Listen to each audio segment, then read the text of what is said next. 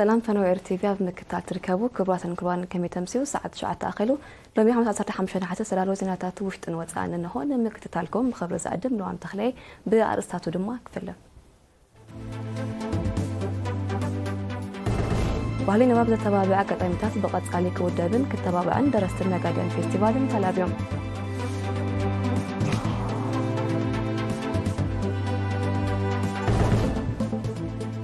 أبي قشط سواسي من وقع بحري أبي هنسات هجروا من النت على استواصوز قبل بحلا وتحسطو قريب له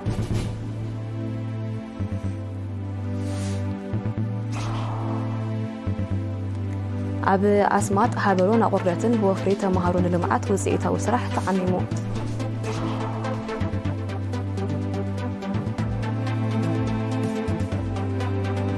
أبي سوريا أبي العلي مع عسكر أمريكا باستخايد المقاعدات سباون نواتاون صلاتات وريدو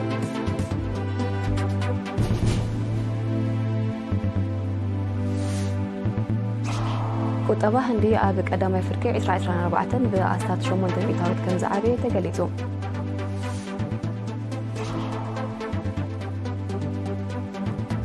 محبر السبع عالم كلمة ونوتين المملكات تعرق حيل حرات هاجرات دقيمو أتحساسيبو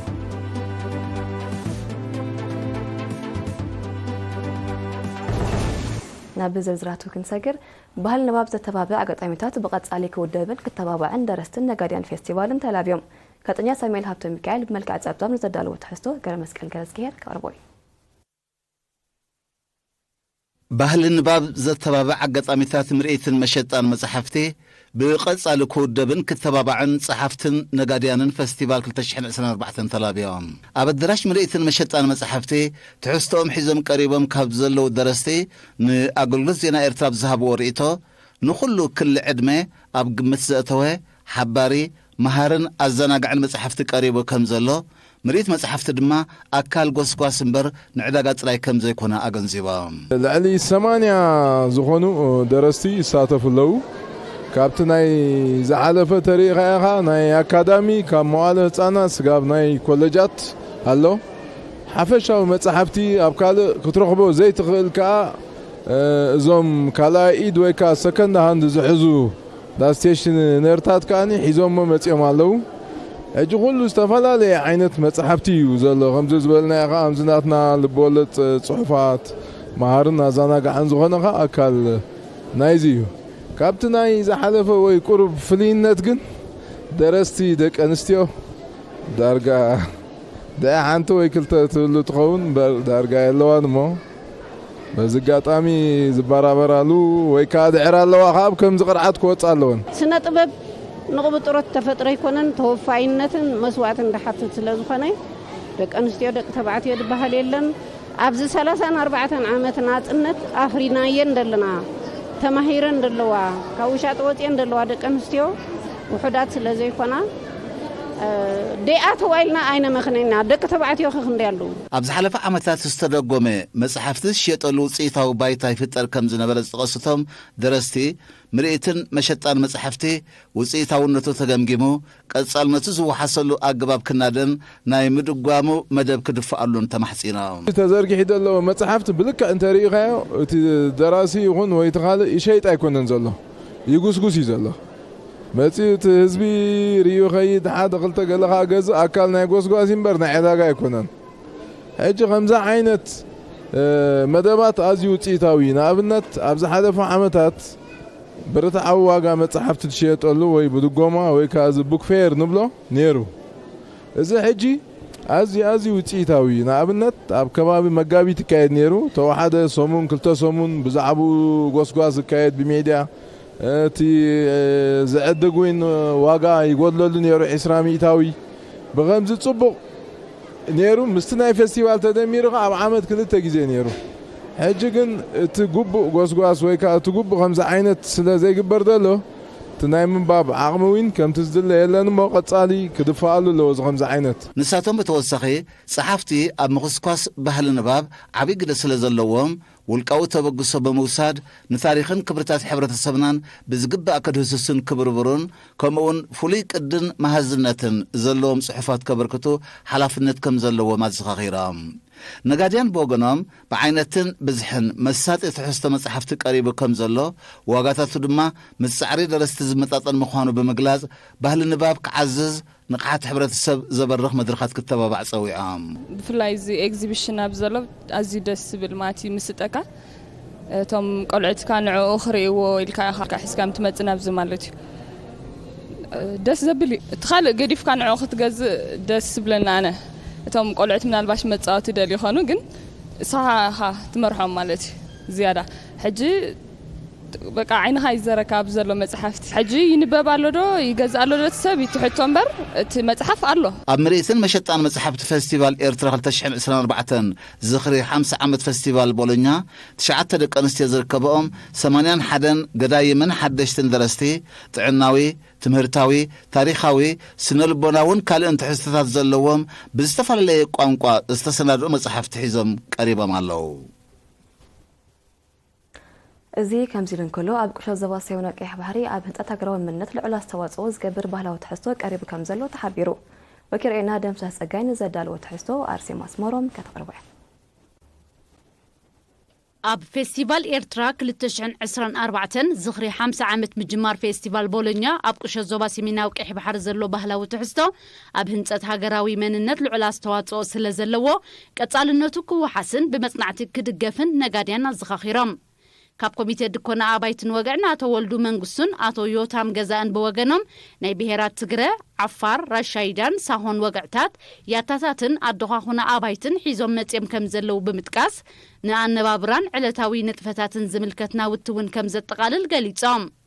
ጸሓፊ ጉጅለ ያታው ትልሂድ መምህር ኣሕመድ ዑስማን ብግዲው ናይ ነፍሲ ወከፍ ብሔር 5 ትልሂድ ንምርኢት ቀሪቡ ከም ዘሎ ኣብርሂዮም ሓላፊ ኮሚቴ ያታው ሙዚቃ ተኽለወይኒ ነጋሲ ድማ ኣፈናዊ ዳህሳሳት ብምክያድ ዝተለለየ ያታዊ መሳርሒታት ሙዚቃ ንውድድር ከም ዘቕረቡ ብምሕባር ኣብ ረባባ ሻምብቆን እምብልታን ገለ ፈጠራውነት ብምትእትተው መለሳት ዘለዎም ሙዚቃ ቀሪቡ ከም ዘሎ ድማ ኣብርሂዮም ኣብቲ ያታው ትልሂድ ዞባ ሰሜናዊ ቀይሕ ባሕሪ ዝቐረበሉ ዕለት ኣመሓዳሪ ዞባ ሰሜናዊ ቀይሕ ባሕሪ ወይዘሮ ኣስመረት ኣብርሃ ብኣካል ተረኺባ ነታ ጉጅለ ኣተባቢዓ ብተመሳሳሊ ኮርፖሬሽን ጥሪትን ዘራእትን ናብ ፌስቲቫል ኣቕሪብዎ ዘሎ ትሕዝቶ መርኣያ ናይቲ ኣብ ባይታ ሰላሰል ዘሎ ዕዮ ምዃኑ ተገሊጹ ንጸብጻብ ወኪል ጤና ዮናታን ዕብዮ እስጢፋኖስ ግርማይ ከቕርቦ እዩ بكوربريشن تريتن زراتن فستيفال إيرترا 2024 زغري 50 عمت فستيفال بولونيا قريبو زلو تحستم مرئا نايتي منغستي بغزيف وصايتات زهانتن استراتيجيكاوያን كزنتماين زسلاسل زلو حرشاو لمعاتن كم زخونه تغليصم ابزناي لما عمت فستيفال بزيكاتي نبهلنان وغعنان زنصبارق تحستوتات منغستي ابز حلف عمتات زهانتن عبيتي ديغاتات كم اون كوربريشن تريتن زراتن ابي كبابيتات هاغرنا زسلاسلو زلو لمعاتو مدبات بقليلو كغنزبو خمز خالو نغاديان حبيروم جي كل توصيت ابزنريو لنا ندينا ግን ካበይ ተበጊሱን ዝብል ሕቶ እቲ መጀመርያ በመንግስታዊ ደረጃ ብጻዕሪ በውሽጣዊ ጻዕሪ ዝተገበረሉ እዚ ናይ ዲጋታት መጀመርያ ማይከ ወሐስካ እቲ ውሕስነት ምግቢ ንብሎ ከተውሕሳይ ትኽእልን ኢኻ ብማይ ተጀሚሩ ኸ ብጻዕሪ ውሽጣዊ ዓቕምኻ ዲጋታት ተሃኒጹ ካብ ጫፍ ናብ ጫፍ ሃገር ካብ ንእሽተይ ዓዲ ጀሚርካ ክሳብ ተዓቢ ስለዚ እቲ عبيت نايت وصيت كابت بهلاوي نابتي زبناوي تسغاغيرو بحقي زدنا وصيتي نارينا مالتي كاب صبا جميركا رغو تشيز كل زيتات وصي سلازلو ازيز دنقي ابز حلفه عمتات كايت صنحي مسكول تصابتات نعوم دامكته غون قاني ديغاتات امهناص غزيفو فرخ كايت صنحيو كوصيت ناي زيغاتات زماني اب تحت زيغاتات زسرح زلو ناي زتفالي ناي فرتات ابزي نري لنا زتفالي فرتات ابزي مصيلو معنا معريو ناي اكل وصيت ابزي نري لنا ناي صبان وصيت صبان ابزي بزح نري لنا ناي حملتي ابزي نري لنا ناي طرتات ابزي نري لنا سلازي انت سريحك زي لوط كم زي الله سي بجبري زمسكره تريت رلوخ مالتي ابال كوربريشن تريتن زراتن من سي تيدروس ابراهام بوغنم قريبو زلو تحستو فريات اكلن طرتاتن صبان وصيت صبان سغان وصيتون كمون احملتن فرتاتن نمسسان نزتخايد نطفتاتن وصيتون زغلح كم زغنا افليطوم ثلاثه نغارين حيزنا مصينا دلنا وصيت زراتن احملتن ناتو وصيتات كاستمسرحه مالت عشق بتكالاتنا بتم مسرح سكالاتنا تسرحه عشق مغبتاتون اقريمنا لنا نايمتاي زخا ናይ ሕምልትን ናይ ጸባን ውጽኢት ጸባን ናይ ስጋን ውጽኢት ስጋን ማለት እዩ እዚ ኩሉ ከነቅርብ ከለና ከዓ መብዛሕቱ ኣብ ዕዳጋታትና ነቅርቦ ኢና ብርታዕ ዋጋ ኢና ነቅርቦ ኣብዚ ከነቅርቦ ከለና ግን ደይፈልጦ ህዝቢ ስለደሎ ብዝያዳ ንምልላይ ንመጻእ መደባትና እውን ካብዚ ደለና ፕሮዳክሽን ምዕባይ መደብ ስለ ዘለና ሕጂ ኣብዚ ህዝቢ ተላሊዎ ጸኒሑ ዝያዳ ፍልጦ ጸኒሕዎ ብርታዕ መንገዲ ኣብ ኩሉ ድቀርበሉ ድዝርጋሐሉ መንገዲና ንሰርሕ ዘለና ማለት እዩ ኣብታ ኣዳራሽ ብተወሳኺ ኣብ ሃገርና ነዊሕ ዕድመ ዘቁፀራ 3 ቀረፅትን ኣፍሬትን ፊልም ናይ ግሊ ትካላት ተመክሮን ከካፍላን ከለዋ ኣብ መፍረ ቅብታት ቆርበት ፀጉሪ ርእስን ገፅን ዝነጥፍ ትካል ስየ ምህርቱ ዘላለ ትሕዝቶ ከምኡውን 82 ደረስቲ ልዕሊ 200 መፅሓፍቲ ንምርኢት ኣቕሪቦም ኣለዉ ብሓፈሻ እዛ ትካል እዚኣ ሓድሽ ፍርያታ ሕጂ ምስ ህዝቢ ሕጂ ኣተላል ዘላ ኩሉ እዚ ሕጂ ዳሊናዮ ዘለና ውፅኢታት ከዓ ስየ ቅብኣታት ኢልና ኣሽማት ኢልናዮ ኣለና ማለት እዩ ከባቢ ዓመት ዝኸውን መጽናዕትታት ክንገብረሉ ጸኒሕና ሕጂ ብዚ ፌስቲቫል ንህዝቢ ንኹሉ ካብ ኩሉ ዞባታት ንዝመጽ ንኽላለዩ ኢልና ኢና ሕጂ ነላልዩ ዘለና ምስ ህዝቢ ማለት እዩ ብዘይካዚ ብምውህሃድ ሚኒስትሪ ጥዕና ሕርሻን ሃብቲ ባሕርን ኣገባብ ኣሰራርሓ ንዕብየት ህጻናት ዝሕግዝ መኣዛዊ መግቢ ዲኤምኬ ዝምልከት ኣብ ትሕቲ ጽላል ሃማድአ ዝነጥፋ ስነ-ጥበባውያን ደቂ ኣንስትዮ ምስ ስራሓተን ዘላሊ ስራሓት ዕንቅላኻን ቅብኣን ኣባላት ሃገራዊ ማሕበር ዲዛይነራት ድማ ውፅኢት ስርሖም ዝገልጽ ትሕዝቶ ቀሪብሎም ፍርያትን ህዝቢ ከላልያ ዝበቕዓ ትካላት ኣብ ዝሃቦ ርእይቶም ፌስቲቫል ባይታ ምልዋጥ ተመክሮን ምልላይ ፍርያትን ኮይኑለን ከም ዘሎ ገሊፀን ኣብ ንኡዘባ ኣስማጥ ብወፍሪ ተማሃሮን ልምዓት ኣብ ምዕቃብ ማይን ሓመድን ከምኡውን ምሕጋዝ ረስዋት ዘተኮረ ውፅኢታዊ ስራሕ ተዓሚሙ ኣዋሃድ ናይቲ ወፍሪ መምህር መሐመድ ዓሊ ኣደም ንኤሪና ብዝሃቦ ሓበሬታ በቲ 379 ተማሃሮ ብክኢላታት ሕርሻን መምህራንን እናተኣልዩ ኣብ 6 ነቁጣታት ዝሰላስሉ ስራሕ 2500 ጎዳጉዲ ብምኹዓት ፈልስታት ክተኽሉን ከለው ኣብ ስንጭሮታትን ማይኩዕታትን ዘላታትን ከትርታትን ከም ዝሰርሑ ገሊጹ ብዘይካዚ ገርሁ ስድራ ስዋኣትን ደቂ ስዋኣትን ከም ዝፀሓዩ እቲ ሓበሬታ ብተወሳኺ ኣፍሊጡ ኣብ ንኡዘባ ሃበሮውን ብተመሳሳሊ ኣብ ነቁጣታት ፍልፍለ ዓሬታይን ሃበሮ ጻዕዳን ዝተዋፈሩ ልዕሊ 300 ተማሃሮ ምጽጋ ናይ ሓመድ ጽርግያታት ምስራሕ ቅጥሪ ኣብያተ ትምህርቲ ምኹዓት ጎዳጉድን ምትካል ፈልስታትን ከምኡውን ጽሬት ኣከባቢ ዘጠቃልል ስራሕ ከም ዝዓመሙ ሓላፊ ኣብያተ ትምህርቲ ናይቲ ንኡዘባ መምህር ዓሊ ዓበ ኣፍሊጡ እዚ ከምዚ ልንከሎ 130 ደቂ ኣንስትዮ ዝርከቦም 335 ተማሃሮ ንኡዘባ ኣቁረት ተመሳሳሊ መደባት ከም ዝዓመሙ ሓላፊ ቤት ጽሕፈት ትምህርቲ መምህር ገብረ ሚካኤል ኣልኣዛር ሓቢሩ ጎኒ ጎኒ እዚ ድማ ሞያውያን ጥዕናን ፍትሕን ርድኢትን ንቕሓትን ተሳተፍቲ ኣብ ጥዕናን ሕግን ክንምባል ዝዓለመ ኣሰምሮታት ወዲቦምሎም ኣብ ንኡዘባ ተሰነይ ተሪዮ ገበናትን በደላትን ምንካይን ምቁፅጻርን ተሳትፎ ህዝቢ ምስ ፖሊስ ክሕይል ሓላፊ መደበር ፖሊስ ንኡዘባ ካፕተን ስቲፋኖስ ኪዳነ ማርያም ፀዊዑ ب9 حسن وننت تكالات كتمات السنة أبزها بو أسمرو كابتن ستيفانوس أبز حلفة 3 أوارح أب تكالات سرعية جبنات سرقين مقتصر بوهدات يسرح كمزلو أبريهم علامة بوليس جبنن بدلن مكل خالن جبنياتات نابحق مغربن مخانب بمتكاس حبرات سبن كبور إرترا وبهلن كبرتاتن نزز الركتر إيو عقب كبلن نزملكاتو أكل إواناوي حبرتا أب متحللاف بنقحات كواسان تلابيو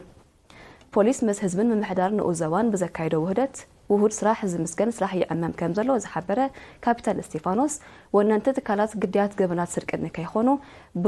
بقعة قطع أرتيك قصرون جنزب أبان كقمتون هزخاخيرو كابتن ستيفانوس كدانا مريم أب موداتا ولدي أب من مئزان لكم عاتيبهم كسرحوا تحساسيبو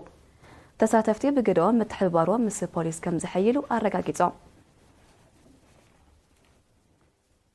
كرباتن كربانين كتنو زغرب زينات زايد مكتالكم دقيمة بخبر عدم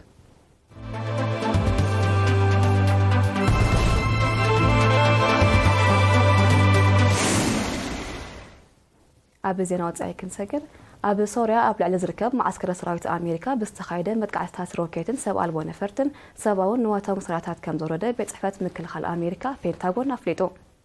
بتمت قعتي بوحلوش متوات هدراتو كم بزقصلو زحبرت أمريكا نواتاوي عنواتون كم زورده أرديا اتمت قعتي بإيران كم التخايدة زواقسة بينتاغون حنك فديرلو مخانو أتنكيقلو يخون انبر اتخصي مغاسلتان ايتي انصار هاجرو ككايد صنحه زمت هاجرات معراب مخانو زغلص منغسي ايران الوتاوي ملاشي بلولو اب سوريا اب لعل زركب معسكرات سراويت امريكا متقعت ككايد ناي فلما كم زيكونه استقاسو صبصابات اتسغمتي صلات قداما متتاو زنقلو مخانو يردو امريكا ابتي بنادادن كاله صقاتاتن هابتام زخونه سيمناو كفال سوريا التشعتين وتهدرات أوافيرا كم زلا يفلت حزبن منقسن سوريا اتقدامه سراويت كواتسق كقربو تصنحو تصاوعيت سمع اذن سينو كم زلو يقلات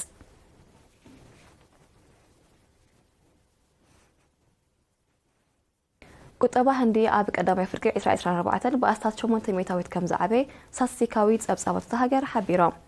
እቲ ቁጠባዊ ገስጋስ ኣብ ካልኣይ ፍርቂ መሊሱ ክድንፍዕ ከም ዝኽእል ዝኣመተ ቀዳማይ ሚኒስተር ናሬንድራ ሞዲ ሃገሩ ኣብ ዝመጽእ 5 ዓመታት ብቁጠባ ንጀርመንን ጃፓንን በሊጻ ኣብ ሳሳይ ደረጃ ክትስራዕ ከም እትኽእል ዘለዋ ተስፋ ገሊጹሎም ቀዳማይ ሚኒስተር ናሬንድራ ሞዲ ብፍላይ ኣብ ጽላታት ምህዞን ሰንዓን እወታዊ ገስጋስ ከም እተመዝገበዩ ሓቢሩ ቁጠባ ህንዲ ካብ ካልኣይ ፍርቂ ናይ ዝሓለፈ ዓመት እወታዊ ዕቤት ከም ዘመዝገበ ዝተቐሱ ጸብጻባት 15 ሜታዊት ካብ ጃምላ ሃገራዊ እቶት ናይቲ ሃገር ዝሽፍን ጽላት ሕርሻ ግና ብሰንኪ ክሊማዊ ነውፂ ኣዕጋቢ እቶት ከም ዘይተረኽቦ የረዱ ኣህጉራዊ ማዕከን ገንዘብ ቁጠባ ህንዲ ኣብ 2024 በኣስታት 7 ሜታዊት ክዓቢ ከም ዝኽእል ግምታቱ ክህብ መጽንሑ ዝዝከር እዩ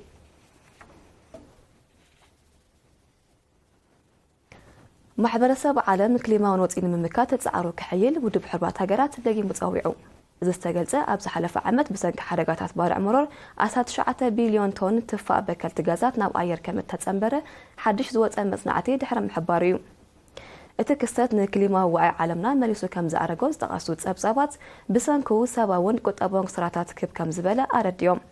ኣብ ዝሓለፈ ዓመት ክሊማዊ ነውፂ ብዘስዓቦ ክቱር ዋዕይ ብደረጃ ዓለም ኣሳት ፍርቂ ሚልዮን ሰባት ከም ዝሞቱ ዝሓበሩቶም ጸብጻባት ንምክትኡ ቅልጡፍ ስጉምቲ ምስ ዘይውሰድ እቲ ኣሃዝ ኣብ ቀረባ መጻኢ ብዕጽፊ ክዛይድ ከም ዝኽእል ኣሚቶም ብሰንኪ እቲ ክስተት ዓለምና ካብ 2030 ዓመታዊ ልዕሊ 2.4 ትሪልዮን ዶላር ክትከስር ከም እትኽእል ሕቡራት ሃገራት ኣጠንቂቑሎም እዚ ከም ዚሉ እንከሎ ብሰንኪ ክቱር ዋዕይ ምንጭ ማያት ዓለምና እናነጸፈ ይኸይ ስለ ዘሎ ሕጽረት ማይ ናይ ዘጋጥሞም ሰባት ቁጽሪ ዓመታዊ እናወሰኸ ይመጽእ ከም ዘሎ ተገሊጹ ብቁጠባ ዝበልጸጋ ሃገራት ክሊማዊ ነውፂ ንምክታእ ተርአን ይጻወታ ከም ዘየለዋዩ ሕቡራት ሃገራት ክወቅስ ጸኒሑ ዘሎ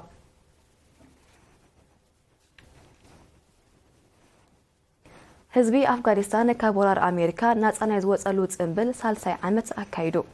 እቲ ብ14 ነሓሰ ዝተኻየደ ጽምብል ወታደራዊ ምርኢትን ወራር ኣሜሪካ ብዝቃወም ሰልፍን ዝተሰነየ ምንባሩ ማዕከናት ዜና ኣቃሊሐን መንግስቲ ጣሊባን ልዕሊ 80 ቢልዮን ዶላር ዝዋግኡ ካብ ሰራዊት ኣሜሪካ ዝተረፈ ኣጽዋር ኣብቲ ምርኢት ኣቕሪብዎ ንኣፍጋኒስታን ዘመሓድር ዘሎ መንግስቲ ጣሊባን ን20 ዓመታት ኣብቲ ሃገር ንዝዓስከረ ሰራዊት ኣሜሪካ ብ15 ነሓሰ 2021 ከም ዘውፅኦ ይዝከር እቲ ወታደራዊ ስዕረት ንኣሜሪካ ካብ ዘጋጠማ ዓበይቲ ስትራቴጂካዊ ፍሽለታት ምዃንዮም ወታደራውያን ክኢላታት ዝተቕሱ ይኹን እምበር እቲ ካብ 2001 ክሳብ 2021 ኣብ ኣፍጋኒስታን ዝተኻየደ ኩናት ኣብቲ ሃገር ዓሚቕ ፀጥታን ቁጠባውን ቅልውላው ኣኸቲሉ ከም ዘሎ ጸብጻባት የረዱ ኣሜሪካ ብዘይካቲ ዘካየደቶ ኩናት 19 ቢልዮን ዶላር ዝግመት ገንዘብ ኣፍጋኒስታን ምዝማታውን ነቲ ኩነታት መሊሱ ኣኽሪርዎ ከም ዘሎ ይጥቀስ ከም ሳዕቤን ናይቲ ኩናትን እገዳን ኣሳት ፍርቂ ካብ ህዝቢ ኣፍጋኒስታን ኣብ ሓደጋ ጥሜት ወዲቑ ከም ዘለዮም ጸብጻባት ውድብ ሕቡራት ሃገራት ዘረዱ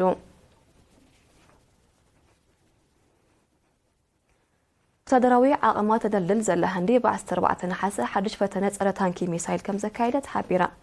እቲ ነዊሕ ርሕቀት ዝውንጨፍ ናይ ሳልሳይ ወለዶ ሚሳይል ልክዕነቱ ናይ ምውቃዕ ዓቕሙ ልዑል ምዃኑ ኣዘዝ ሰራዊት ህንዲ ገሊጾም እቲ ፈተነ ንጸጥታ ካልኦት ሃገራት በኣሉታ ከም ዘይጸሉ ዝሓበሩቶም ኣዘዝቲ ሉዓላውነት ሃገሮም ንምውሓስን ግዳማዊ ተጻብኦታት ንምምካትን እወታዊ ተራ ከም ዝህልዎ ኣረድዮም ህንዲ ምስ ሩስያ ብምትሕብባር ዘማዕበለቶ ብራህሞስ ተሰሚየ ናይ ነዊሕ ርሕቀት ክሩዝ ሚሳይል ኣብ ዝሓለፈ ወርሒ መጋቢት ከም ዝፈተነት ዝዝከር እዩ እቲ ዘመናዊ ኣጽዋር على 5000 ኪሎ ሜትር ከም ዝውንጨፍን ዕላምኡ ናይ ምውቃዕ ዝለዓለ ብቕዓት ከም ዘለዎን ተሓቢሩ መንግስቲ ህንዲ ኣብ ምዕባል ሚሳይላት ዘገልግል 2.5 ቢልዮን ዶላር ተወሳኺ ባጀት ከስልዕ ኣብ ዝሓለፈ ወርሒ መጋቢት ከም ዝወሰነ ዝዝከር እዩ ክብራትን ክብራን ዜና ቅድሚ ምዛምና ኣርእስታቱ ክደግመልኩም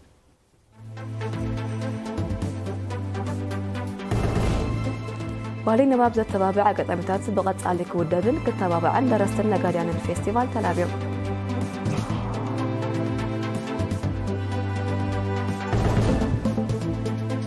ኣብ ቁሸት ዞባ ሰሜናዊ ቀይሕ ባሕሪ ኣብ ህንጸት ሃገራዊ መንነት ልዑል ኣስተዋጽኦ ዝገብር ባህላዊ ትሕዝቶ ቀሪቡሎ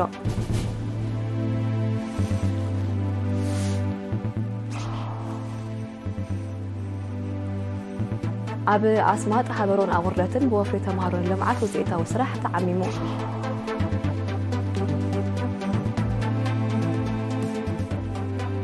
أب سوريا أب العليم معسكر أمريكا باستخايد المتقاستات سباون نواتر مساراتات وريدو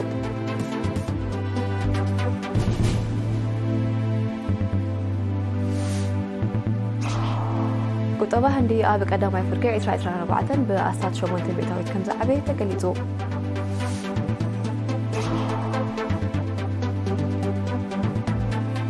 محبرسب عالم كليما ونوزين المملكات تتعاون كحيل لحبات حقرات لقل التحساسيبو